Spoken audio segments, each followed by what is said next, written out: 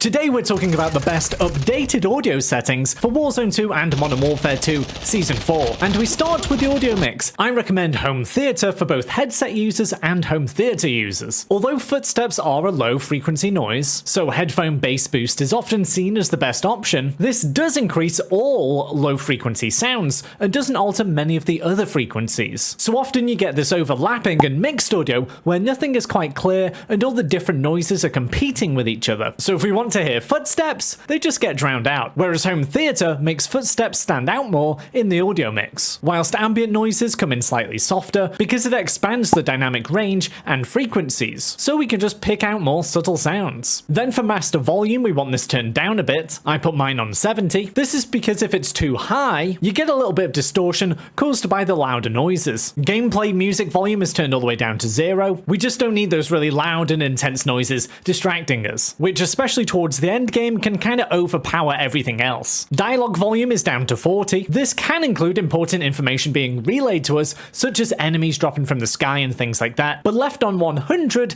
it's just too loud and a bit over the top. Effects, definitely put this on 100 because this is things like footsteps that we do want to hear. For voice chat volume, that's kind of down to you, but I've left mine on 50. Cinematics, you can turn down to 0, but it is quite nice to get a subtle feeling of the drama in your games without it being overbearing, so I do like 20. Then for war tracks, again, that's down to you. I've turned mine down a little bit to 80, but some people might want to turn it all the way off. Then when we go down to open mic sensitivity, you want to ensure this is low enough that it doesn't pick up ambient noises or breathing when you're playing. Firstly, to help your poor teammates out, and then secondly, to ensure the enemy doesn't pick you out on proxy chat. 75 works quite well for my microphone on my headset, but it might be different for you. But you can just try it out. If you are in games and you are seeing that it looks like you're talking even when you're not, just turn this down a little bit. Next up, we've got mono audio. Make sure this is still off. I don't really know why this is even an option, but by keeping it off, it ensures we get stereo audio when directional sounds are given to us. Obviously, that's really important. Then we can reduce our tinnitus sound, and to be honest, it's just an annoying sound we can do without, so switch that on. Then we've got hit marker sound effects. Now, this is something hardly anyone considers. Now, probably just like you, I do like hearing the classic hit marker sounds, but unfortunately, all hit marker sounds register